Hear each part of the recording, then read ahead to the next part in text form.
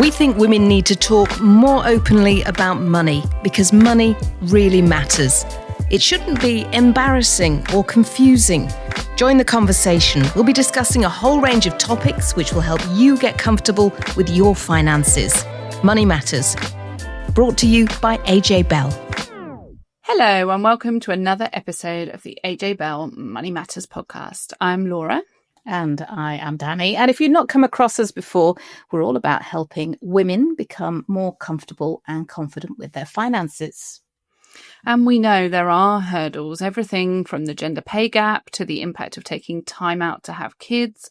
But we do try and bring you stories from some amazing women who are trailblazing and might just inspire you or at least give you some tips to help you with your financial journey. And this week is no exception because our guest is Liz Dimmock, who is the founder of Moving Ahead, which is a social impact organisation. It strives to create more diverse, equitable workplaces. And although we wanted to talk to her about the business, we also wanted to talk to her about starting a business, what it takes to get funding, what pitfalls to avoid, and the good and bad bits of being the boss. So a really useful toolkit. Yeah, definitely. Keep listening for that. But our one big thing this week is something that I spotted in a newspaper and it grabbed me, but definitely not in a good way. See, I was excited when I heard about this because I love a bit of irate Laura. I don't know if I necessarily I just get frustrated, I think, by these things now, which is, I feel like makes me sound like my mother, probably.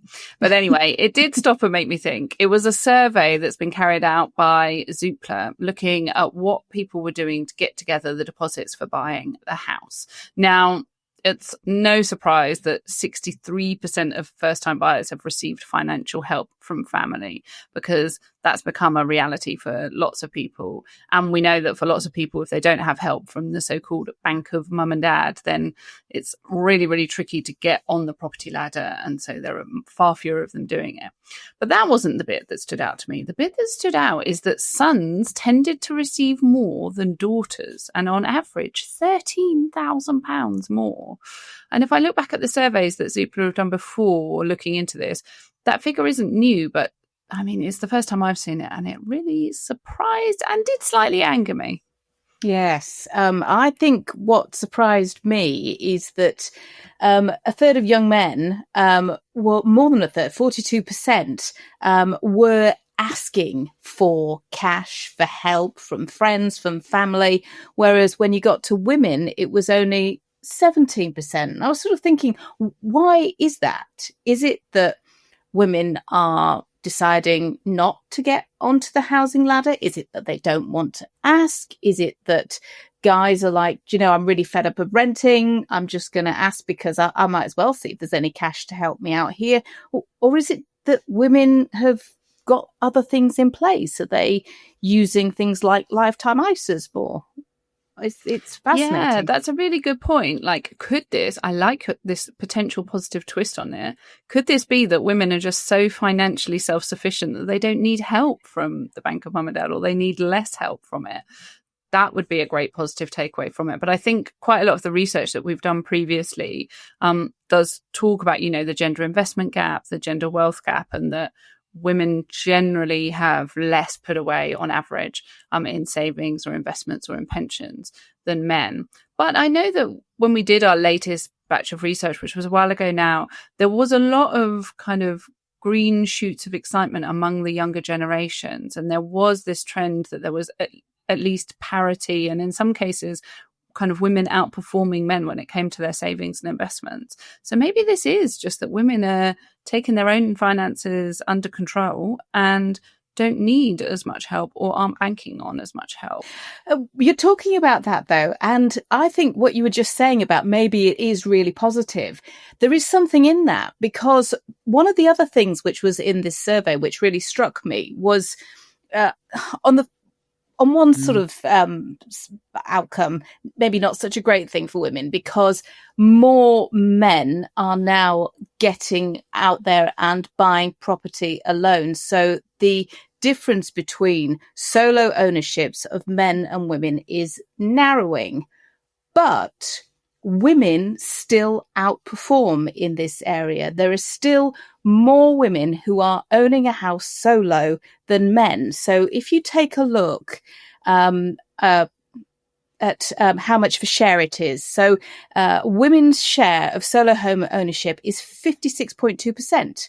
Now, it's down a bit from where it was 10 years ago. So maybe not as many women doing the solo home ownership thing, but it's still far exceeding men's solo home ownership, which is increasing. The gap is narrowing, but you're talking there about still only 43.8%. I think that's fascinating. Yeah, I think that's really interesting as to why that trend, because, we see broader trends in home buying, people buying later, for example, in life because renting is so expensive, people buying bigger properties as their first home rather than that classic kind of one bed flat because they're later in life and, maybe more likely to have a family, things like that. So we see those trends, but it's really interesting. I would like to know more about, why it is that more women buy alone, and what kind of is driving that trend to still be the case. The one thing that they did do some research on, they spoke to a number of estate agents, is what is driving the increase in men's solo home ownership, why more men are able to do it. And one of the things they looked at is affordability and location. So if you're thinking about buying a house and you want something safe, you want it in a nice neighborhood, you want it near friends and family, your job, that kind of thing, it's likely to be more expensive than in an up and coming area, which might still have a few question marks. And estate agents were saying that actually that makes, in some cases, those properties more affordable, and more men are likely to say, do you know what? I'm going to go with this investment because I'm not that worried about the area, particularly if I can see that it's up and coming. It is a good investment. Whereas women will say, do you know what? I just don't feel safe living there. I'd rather just keep renting where I'm close to friends and family and close to my job. So I think, when you consider the housing market, when you consider how much it costs to rent, that a lot of people are looking at their outgoings and thinking, well, I'd be better off if I had a mortgage, if I could, buy my own home. But being able to find somewhere that is maybe a bit of a fixer-upper, or at least a fixer-upper area, I think is interesting. Yeah, that's such an interesting point of kind of like wider societal issues in terms of, women feeling safe and being in areas where there's not as much crime, things like that, would have a knock-on impact on first-time buyers. And that's kind of obvious when you spell it out, but it's a really interesting factor in there, isn't it? Yes, those societal issues are fascinating. But one of the things also that we do need to mention and consider is there's a higher rate of divorce, and potentially that's pushing men sort of later in life to maybe buy a solo property, live in a solo property. And maybe that's one of the reasons that more women were buying solo properties earlier. It's interesting to sort of take a look at those figures. And you're right. I think it would be great if Zoopla would do a bit more in-depth research. Let's find out more. Yeah, let's get in touch with them, get them to find out more. But while we're talking the housing market, there is some good news when it comes to mortgages. So people might have spotted that the average 2-year fix for a mortgage has dropped below 5%, which I'm aware for people that are still on those super cheap mortgages where they're paying about 1%, that might not seem like great news. But actually, this feels like quite a big turning point when we think about where interest rates and, mortgage rates have been more recently. The fact that it's dropped below that 5% point feels positive. And so this came on hot on the heels of the Bank of England cutting rates once again 2 weeks ago. And so we are expecting, not huge and chunky interest rate cuts from the Bank of England later this year, but we are expecting some cuts, things to keep falling essentially. And so this is good news for anyone that's coming up to remortgage from now onwards, hopefully slightly cheaper rates, even if it is still a jump from where you are at the moment. Now, it's funny you say that, because UK Finance reckon about 900,000 fixed-rate mortgage deals are due to expire in the second half of 2025. And I confess, mine is one of them. And the dilemma of our guest this week, Liz Dimmock, is exactly that. And I think many people have been sort of wondering what to do when you get to the end of that fixed rate, that ultra low fixed rate. And another thing that I've noticed, data point that I've noticed, is that for the first time in years since that mini budget, a 2-year fix has fallen below the rate of a 5-year fix, which suggests that, the mortgage market is sort of stabilizing a bit more, the end of that inversion where people were finding it cheaper to lock in for a longer period of time than 2 years. So I think it's sort of a return to that sort of traditional mortgage market that we'd got used to, because the 2-year fix was really popular, gave you options. And if you're not sure where markets are going to go, where interest rates are going to go, then obviously it just feels like a sensible option to go for a 2-year fix. I don't know what I'm going to do yet. I have to say, it's a few months away. I just know that it is going to be more expensive. Yeah, definitely. And I think that's a dilemma that homeowners have often had for such a long time, is do you go for 2-year or 5-year, or even potentially 10 years if you know that you're not, planning to move and you want to stay in that property. But it is made trickier at the moment, I think. I think probably one of the most common questions we get asked is, what's going to happen to mortgage rates? Should I get a 2-year or a 5-year fix? Which is obviously impossible to answer. It depends on everyone's individual circumstances, but it does feel particularly tricky at the moment when you think, mortgage rates are going to fall, but how much are they going to fall? And a lot can happen in a 5-year period, as we've discovered in recent history. So it's really hard kind of forecasting ahead and working out what you want to do. It's why we always say, it's a good idea to speak to a mortgage broker, and there's lots out there that are fee-free as well. So it won't cost you an arm and a leg to get their opinion. So let's move on, shall we, to our guest? Yes, our special guest this week is Liz Dimmock. She is founder of Moving Ahead, which, as Danni mentioned earlier, is a social impact organisation. So Liz decided to take the leap and move out of the corporate world and start her own company just over 10 years ago. Now, we know many women, particularly reaching the midpoint in their lives, are considering new paths, and the lure of becoming your own boss might be quite enticing. So how do you go about starting a business, getting finance, getting a mentor, and making sure that you don't abandon your own personal finance requirements because you're putting everything into the business? So we asked Liz all of those questions and getting some great tips on what to consider if you want to start your own business.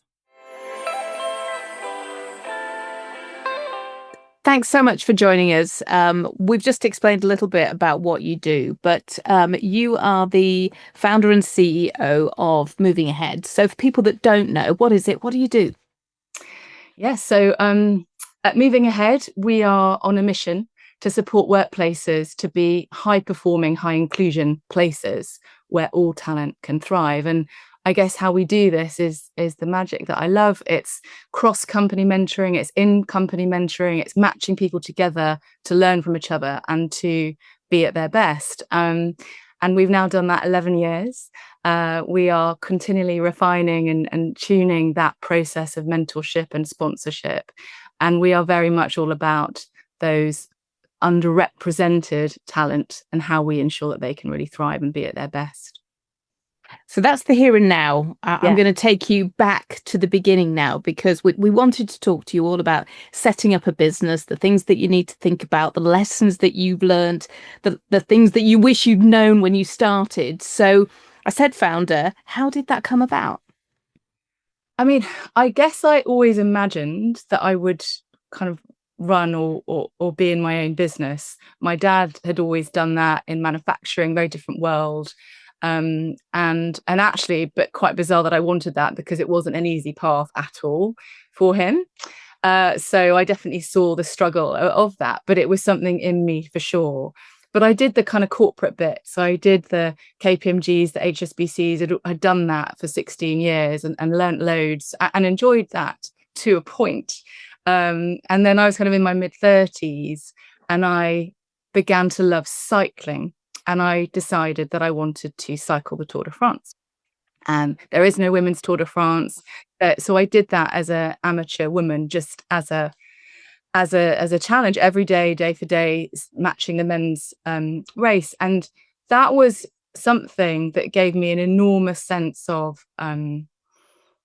achievement, that sort of setting your sights on something that you really don't know if you can do, but the learning and the growth and the setbacks and all of that comes with it. But it also gave a massive lens into the world of women's sport, the commercial investment in women's sport. So at that time, less than 3% of commercial investment going into women's sport. So huge disparity in that. And something like the Tour de France, sort of the largest sort of spectator sporting event in the world, and there's no women's tour at that stage.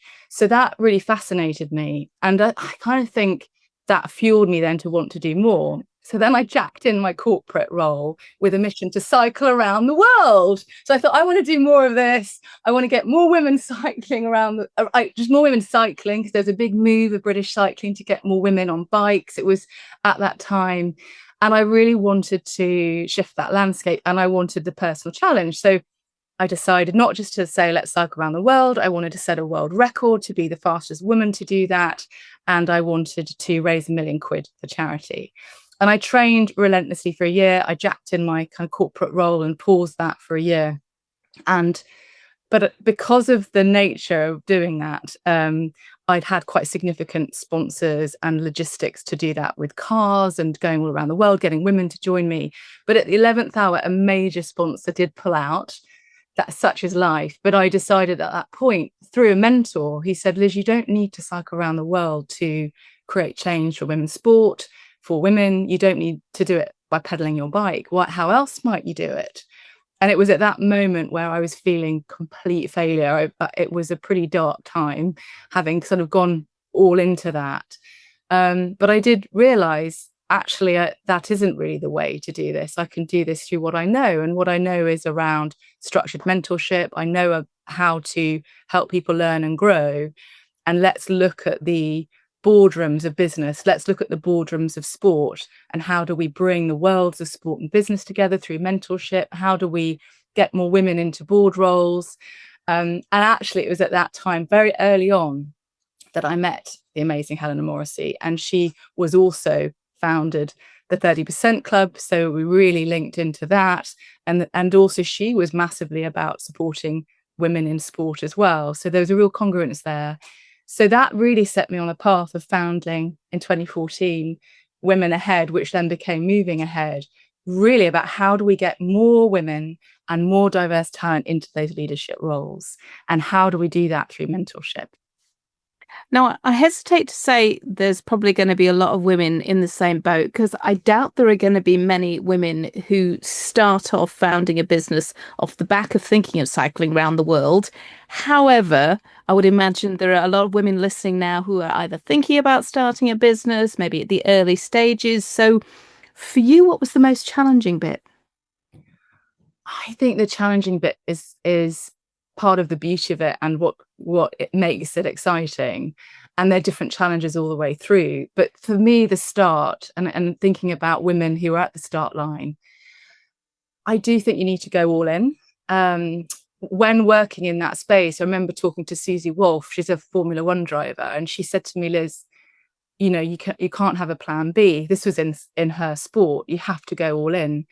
And that really resonated. And I realized that's what I was doing, because you do see a lot of people when starting a business, they sort of maybe keep their corporate job and they do a little bit of a side hustle and they sort of dip their toe in. My belief is you need to go absolutely all in. And you do need to, for me, and everyone's different, this is for me, be prepared to make sacrifices. And so that fuels you. I think when you go all in, you make the sacrifices, that does fuel the belief, the passion, the drive.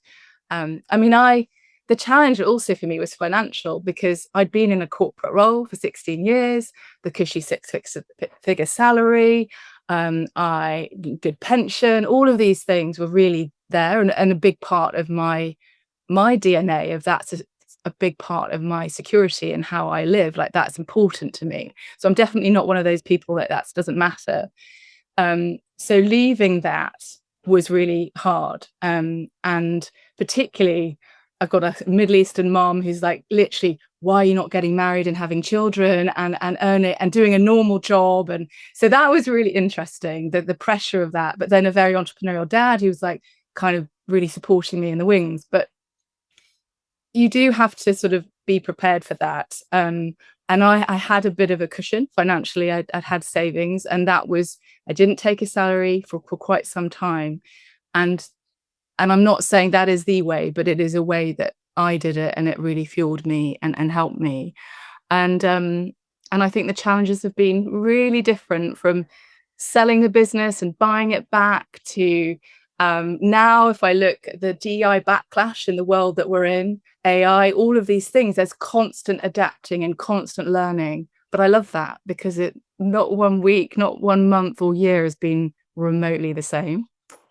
So you were talking about, that struggle of going from one financial situation to a completely different financial situation.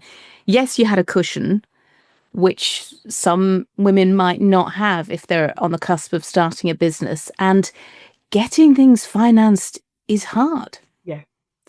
And I think we have to be completely aware that we need to be strategic about it. So I think whether going for investment at the early or later stages, one mentor said to me, if you're going to go for investment, go large. So if the canopies are coming round, take a couple. And the work to go for investment is significant, whether it's a small amount or a large amount. And that really is true for me. But I think, I was asked actually in investment meetings about, was I going to have children? Because I was at that sort of mid-late 30s sort of age, and I didn't have children. And I knew I absolutely wanted that to be part of my pathway. But it's quite shocking. And I think we have to be aware that those really inappropriate conversations might come out, and we need to be ready to counteract those. And that's really sad. And I actually almost didn't want to talk about that. But I think it is important that we're aware that there are those lenses on women founders and women in the workplace, for sure, that still exists. And But it is important to talk about. And how did you counteract that when you got those questions? Because I would imagine, first and foremost, you kind of wanted to say, that's none of your business, but also you needed the funding. Yeah, you just had to essentially be really clear that I've set up my business to be absolutely structured in the right way with an excellent team. And as a business, whether I am in or out of the business, or whether I am taking a leave of absence, because a lot of people are concerned about founder-led businesses. What if you're unwell? What if something happens? So something could happen. So I have structured this business that they're an excellent team, and we are absolutely here, and I'm here in the business, but we are also structured brilliantly as a business. So it is important to be aware of that. But I think also having financial knowledge is something that is absolutely essential. Yet I didn't have the rigor of that financial kind of mindset. And I see that a lot in fellow founders often, sometimes men and women, where you're more in that sort of creative, big picture space, but you're not in that detailed, loving every granular piece of the finances or even knowing about it. So I would say my advice would be to, if you don't have it, have someone that you really trust that can give that to you. It's absolutely essential.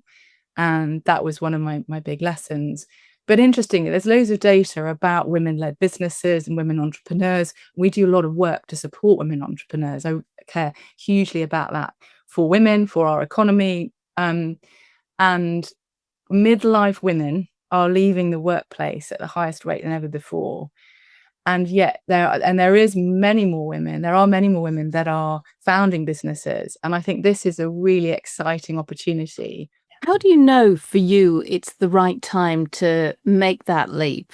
We were just talking about the fact you were getting these questions about whether you were going to have kids, and you were a single mum as you started this journey, really. Yeah. I mean, is there ever a right time? But I mean, for me, though, it felt right, because I was at that intersect of mid-30s. You kind of lose a bit of that. There isn't that purpose in the corporate environment, disillusioned. And again, that is so common for many women. And so I felt that disconnection of wanting more purpose and wanting to be part of the change that I wanted to see. You do. You're in that corporate world. You're in the midlife. You're feeling that disconnect. But you're also trying to figure out that the time is right, despite the fact that you then, got pregnant, became a single mum. Yeah. I think we can't plan so many things. I always wanted to be a mum. I hadn't planned to be a single mum. But then that brings with it, I feel like I'm a better leader and CEO as because of that. So those things you just have to embrace and learn as you go. And that has been an amazing part of the journey, albeit challenging. And I do think also, is it the right idea? What's the right time? I think there's a big part of me that really relentlessly would research and test and learn and seek advice. So I do think that mindset of being up and out and talking to people you respect. And we work a lot with one of our faculty, a guy called Kirk, and he is Google's kind of head of creativity and innovation. He's amazing. And he talks a lot about, get out of your echo chamber and look at people in related worlds that might have a different perspective. So I was always getting up and out and talking to people of how might you look at this? What do you think of this challenge or idea? And always for me, measure, look at the impact of the work, test it, refine it. That's been a massive part of, you might have an idea, but really dig deep into testing it, reframing it, adapting it. And that's been the thing that's fueled me, is that seeing the impact of the mentoring through our measurement, knowing it works, and hearing the stories of amazing women and men that are saying it's changed their life and it's enabled them to get from here to there, which they hadn't have dreamt of. Those stories and that measurement drives me and the team. So you, again, yes, have an idea, but always test and learn and be ready to fail fast and adapt and reframe. But lots of juggling. You're starting a company, you've got a young child, and as you say, you had that cushion. But just thinking back about your finances at that time, are there some things that you've now implemented that you wish you'd done sooner? Things that you're like, oh, I really should have focused on that. Yeah. I think there's putting yourself first. So there's a bit of the oxygen tent of, I didn't put certain things in place, and enough of that in the beginning. So I do think, whilst that drives you, I do think be unapologetic about the things that you might need and need to be put in place. So I think there is that. Thinking about putting yourself first. So do you mean things like paying into a pension, making sure that you take a salary, making sure that you've got cash, to fund your child's future? Yeah. So at the beginning, there's that kind of just drive of, I'm just going to do what it takes. But going back, I think there's financial structure that keeps us safe and sound, and sane. So I would say that there's a bit around, there is an unapologetic, I need these things to be in place. And I would encourage more founders to do that, because there's a bit of like, well, it's okay, I'm just going to go for it. So there's that. And pensions. So all of those things I just let go of for many, many years. And absolutely, even things like ISAs and saving and actually understanding the investment landscape, all of that I just put aside, like it's not important, just the business. It was such a relentless focus on the organization and the team. And you just don't put those things there. I absolutely, if I'd gone back, would do that, do it earlier on and put those things. And also, I'm all about mentoring and getting advice, but it was interesting. That was one area that I didn't seek conversation and advice on that. I was at one of your events actually around International Women's Day, which was about how we as women need to look at and understand the investment landscape better and not just put a little bit of money in an ISA each month. And that's absolutely me. I don't understand it. And so having that rigor, both in the business and also for yourself, is really key. So you've built the team around you, because that, as you say, is key. If you can't do it, you bring in someone that can. But things will go wrong, right? I mean, they will go wrong. So how do you accept that and move on with it? I think this is where I think there definitely is a part of me that has an ability to reframe and move forward. And I think that's a helpful founder CEO sort of trait, that there are continual setbacks and learning. So that I definitely have realized when I look back and with coaches and mentors that reframe and move forward is something relatively straightforward for me to do. But the role of mentors has been phenomenal for me. So there also is that safe space of discussing, exploring, and also then pulling you to stop and acknowledge success, because you're always looking forward of what's the next thing, what's the next thing. So, and that's where I've been so lucky, and I'm so grateful for those people, for Helena, for an amazing woman called Catherine Priestley, who's been that mentor guiding me through selling the business, buying it back, and how to have those investment conversations, being really smart around investment. And that has been, I would say, one of the most important. I would not be here today if it wasn't for them. Their ability to see the bigger picture, their ability to pull you into acknowledging success. But I would say that the bit that I didn't do, and I would encourage all founders to do, is the structure of your organization, whether you're 2 people, 20 people, or 200, 2,000, those core foundations that I, again, wasn't brilliant at doing, the people structures, the organizational structures, performance development systems, and those systems and processes, you need them to be in place. So we absolutely had, as an organization coming out of COVID, really difficult times where our internal culture wasn't reflective of our mission.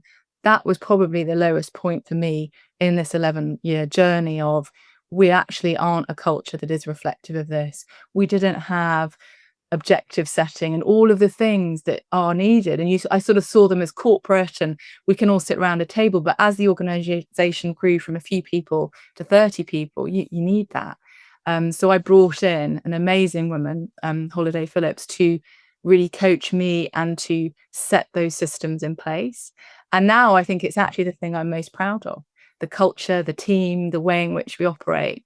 But it absolutely went through a really difficult period. Of course, there was the intersect of COVID, our growth, but those things needed to be in place and they were not. Yeah. There will be people listening who maybe are just starting out. Maybe they've got one employee. Maybe they're single manning it at the moment. But structure from the beginning gives you the blueprint to go forward. Absolutely. And again, it might not be that is interesting or you're good at doing it. Get the people that are. And it is absolutely key.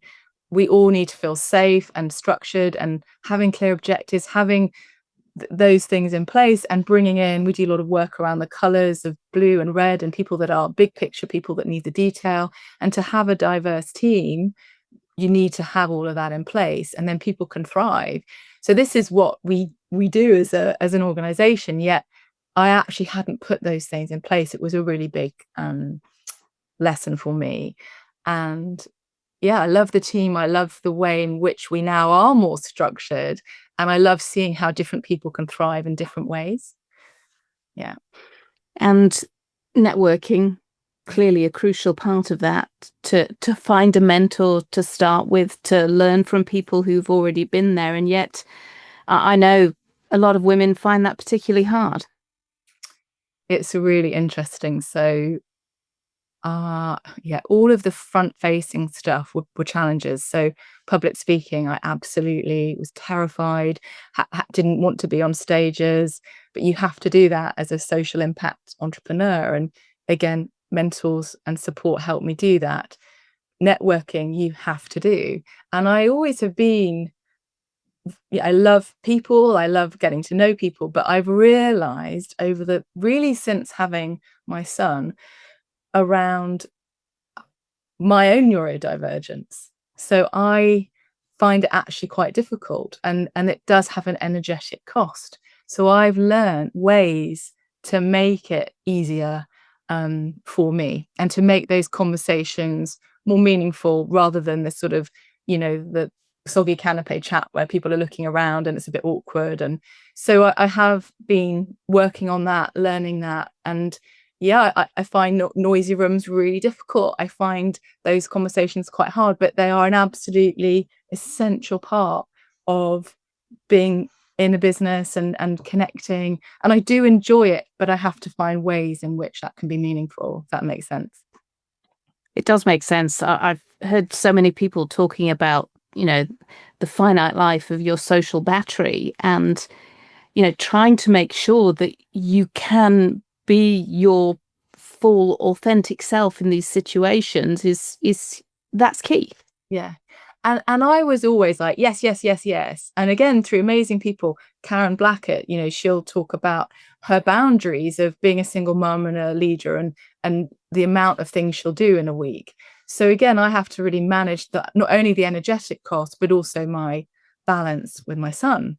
So that's really hard because there is that founder kind of piece of, well, I need to be doing absolutely everything at every time. But then also it's now being much more strategic and balanced around those things. And then you can do the one or two things much better than doing absolutely everything. That's hard and that's a work in progress. But it's fascinating. I think, again, I've connected even more to our work, from neurodivergence to owning our own diversities and, being midlife and perimenopausal and all of these things, you connect even more personally to what we do and why it's important. Liz, it's been an absolute delight to chat to you. Thank you so much. Thank you so much. I think that the imposter in me, or sort of feel very grateful to be invited, but also quite nervous to be sort of sharing that. And I just hope it's of relevance. But I am definitely, we have our mission as a business for all talent to thrive and to get where they want to get to, and for organizations to be inclusive of that. But I feel so passionate about women entrepreneurs and how we can unlock so much through that, the talent that sits in so many women and what that can do for their workforces and what that can do for our economy. I feel so passionate about. So we're doing quite a lot around, mentoring for those women. But conversations like this, I hope, are helpful in some way to unlock something for some people in that journey. So that was Liz Dimmock there, founder of Moving Ahead. And as you hinted earlier, Danni, she shared a dilemma and a financial confession, and it has a mortgage flavour to some of it.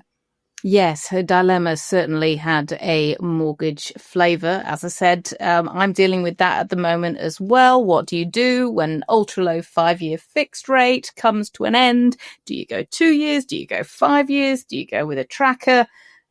You said earlier, it's impossible for us to give that advice. It's impossible for me to know what I'm going to do yet. So I am going to talk to someone and just sort of figure out the best way forward. But it was also her confession, because she shared a dilemma and a confession, that was thought-provoking. It is quite long, but stay with it.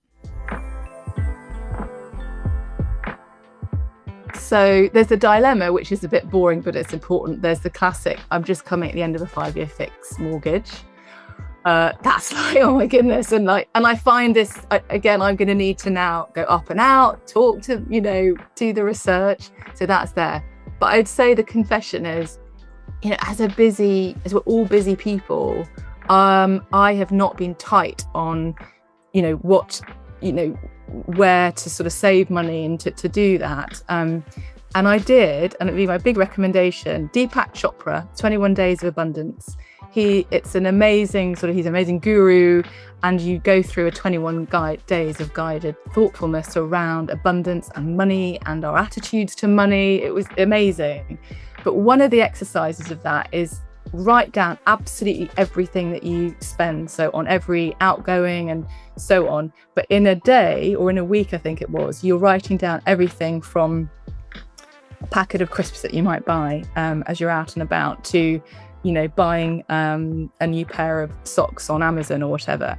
And you write absolutely everything down. And there's a process of that around understanding and also honouring and connecting to that. So I would say that links to partly a recommendation, but partly a confession of, I think I'm sometimes that person where I've left something late, so I have to then quickly book that flight and it's gone up, 100 quid or whatever. So, but by doing that 21 days of abundance, you're absolutely looking at where and how we're spending money, and are we doing that in the most thoughtful ways? Don't know if that makes sense, but I really recommend it if you're open-minded to that stuff. It does make sense. And I would imagine if I were looking at everything that I spent over a period of 21 days, I'd probably be horrified. It's really interesting, and how we can do some quite wacky things of like quick purchases, or I think that's a great exercise to write down everything that you spend in a week. I feel like I should do that. Occasionally you feel like your own personal finances need a bit of a reset, or certain areas of them need a bit of attention. And I feel like my sporadic online shopping of things should probably get some attention. So I might actually copy her in that and carry out that exercise. And I think it would be very interesting. You could report back, but not immediately, because I'm having a stand-in next time out, because you're going to be taking a couple of weeks off to settle your daughter into school. I know. Big life moment. My tissues are at the ready. I'm taking a bit of time off, just a couple of weeks, to get her settled into school. But I know that Charlene Young will be a great stand-in for me next time around, and I will be listening as I leave the school gates.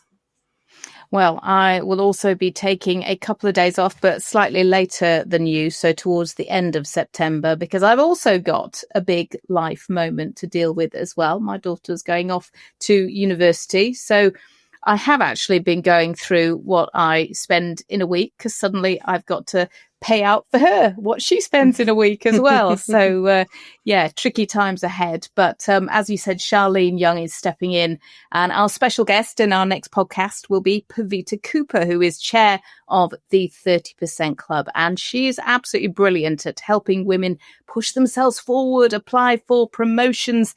And she's got some really fascinating thoughts about the role that social media is playing in younger women's working lives. So do join us for that. Yeah, that sounds great. And as always, you can leave us a review where you listen to your podcast.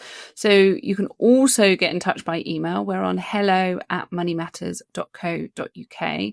And if you haven't already, then sign up to our newsletter via our website, which is moneymatters.co.uk. Or you can follow us on social media. You'll find us on Instagram, Facebook, LinkedIn, and we would love to hear your thoughts or any suggestions for future podcast episodes. But until next time, except I won't be here next time, so until the time after next time, thank you for listening. Before you go, please remember this podcast is for educational purposes, and the views expressed don't necessarily reflect those of AJ Bell. The podcast isn't telling you if a certain investment is suitable or not. Don't forget that the value of investments can change, and you can lose money as well as make it. It's also important to remember that how you're taxed will depend on your individual circumstances, and rules can change. The way an investment performed in the past may not be the same as how it behaves in the future. If you want help, go see a qualified financial advisor.